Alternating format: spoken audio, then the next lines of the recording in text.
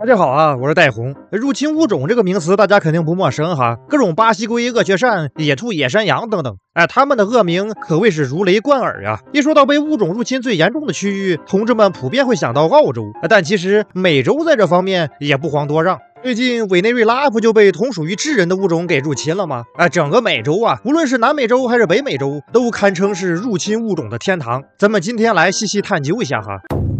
在遥远的1519年，南欧的西班牙人成了第一支进军美洲大陆的欧洲殖民者。从某种方面来说，算得上是美洲入侵物种的急先锋。之后，葡萄牙、英国、法国、荷兰又接连来到美洲大陆。至此呀，整个美洲几乎被欧洲殖民者占领。在殖民者的扩张过程中，美洲原先生活的人民，也就是这些被殖民者称作印第安人的原住民们，遭到了惨无人道的血腥屠杀。同时，欧洲人带来的天花、麻疹、流感等病毒更是恐怖啊，给当地人带来了灭顶之灾，许多当地部落因此而灭绝，当地人的文化和传统也几乎消失，整个美洲的人口结构发生了彻底的变化，欧洲移民成为了美洲人口占比最多的群体之一。在这种背景之下，欧洲移民带来的不仅有病毒，还有不少原先美洲没有的动物，比如说猪。野猪的原产地只有亚欧非大陆，美洲没有野猪，他们那一片有一些长得很像猪的动物，当然也是猪的近亲哈，蜥豚科的各种蜥豚，长相上相对来说可爱一些。但是随着欧洲人的到来，16世纪猪们作为储备食物进入了美洲大陆。在一开始来的只有那些圈养和培育过的家猪，它们各种越狱和逃逸，然后在美洲的野外形成了一定规模的种群。后来到了19世纪，很多美洲当地富商地主们为了搞一些自然公园、狩猎园区等等这种娱乐设施，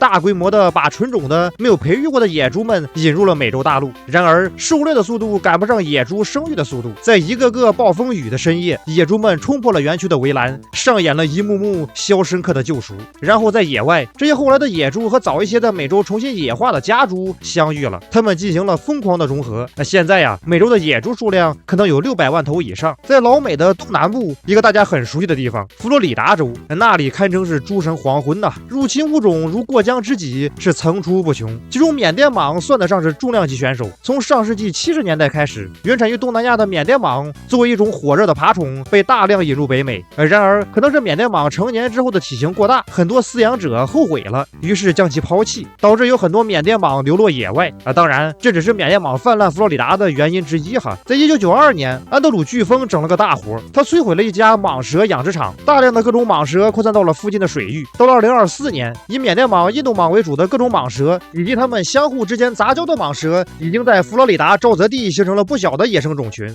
具体数量不太好计算，大约在3万到30万条左右。与此同时呢，各种鱼类也在北美的水下进行着暗中侵袭。著名的蛇头鱼乌里，咱们常吃的酸菜鱼，这是一种原产于我国东部、朝鲜以及俄罗斯远东地区各大水系的鱼类，在老美的河流湖泊里简直是大杀特杀呀！它是肉食性，而且食量非常大，各种昆虫、小鱼小虾、两栖动物它都吃，而且乌里的适应性和生育能力十分强悍哈，一年内能多次产卵，这让它在当地的数量是急剧上升。这些长满尖牙利齿的恐怖蛇头鱼大量掠夺了当地鲈鱼和飞鱼等鱼类的食物，使得其他鱼类的数量锐减。在北美的有些地区垂钓一整天，上钩的甚至只有黑鱼，压根见不到其他鱼类的踪影。一些北美机构为了阻止它的恶意扩张，甚至会排空整个池塘来捕捉那1-2条乌里，可见黑鱼的恐怖程度哈。然而除了乌里，青草鲢鳙、四大家鱼所属的各种亚洲鲤形鱼也在美洲大杀四方。在上世纪70年代，美国引入了大量这类鲤形鱼，用来清洁水产养殖场以及控制河流系统中的杂草。在这个时刻，其家鱼们仿佛听到了密西西比河的呼唤，于是他们就如同回家一般自然，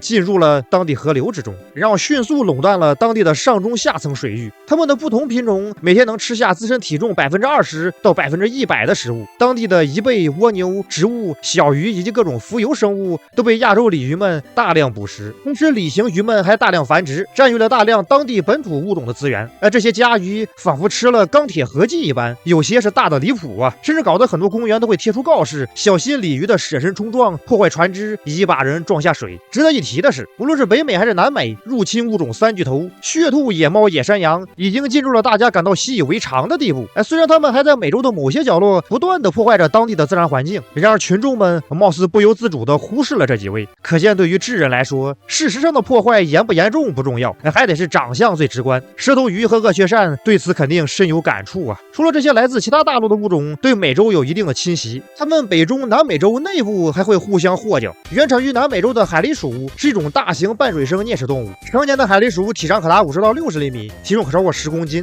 它也是一种被动向全球各地进行入侵的物种。由于皮毛贸易的因素，海狸鼠被引入北美洲。之后呢，那些越狱的个体在湿地附近大量繁殖，形成了不小规模的种群。这些海狸鼠挖掘河床，破坏河堤，大量啃食当地植物，使得沼泽地被严重破坏，很多当地物种都不得不搬家逃难呀。原产于北美洲东部的美洲牛蛙，体长可达20厘米左右。这种巨大壮观的蛙类肉质鲜美，有很大的商业价值，于是在商业贸易中被带到了全球各地。然后老蛙们不出意外的越狱了，融入了不同大洲的自然区域，而南美洲也在其中啊。美洲牛蛙几乎无所不吃，各种啮齿类、小蜥蜴、小蛇、昆虫、小鸟、狼蛛、蝙蝠，还有很多其他蛙类，它都吃。而且牛蛙有一个特点，它虽然体型不小，还很能吃，但是它却十分谨慎。当一只牛蛙被攻击，它会发出巨大的叫声和刺耳的嘶鸣，让其他牛蛙会立刻跑路，到那些更难以发现的深水区进行躲避，这使得美洲牛蛙的数量急速增长这对南美洲当地的很多两栖动物、昆虫和其他动物群落都造成了一定程度的负面影响。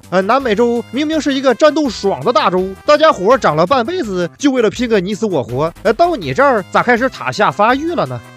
关于美洲入侵物种的介绍咱告一段落，感谢大家观看。大家喜欢的话就能点个赞加关注，我是戴红，我们下期再见。今天又是普通的一天，加油吧大家！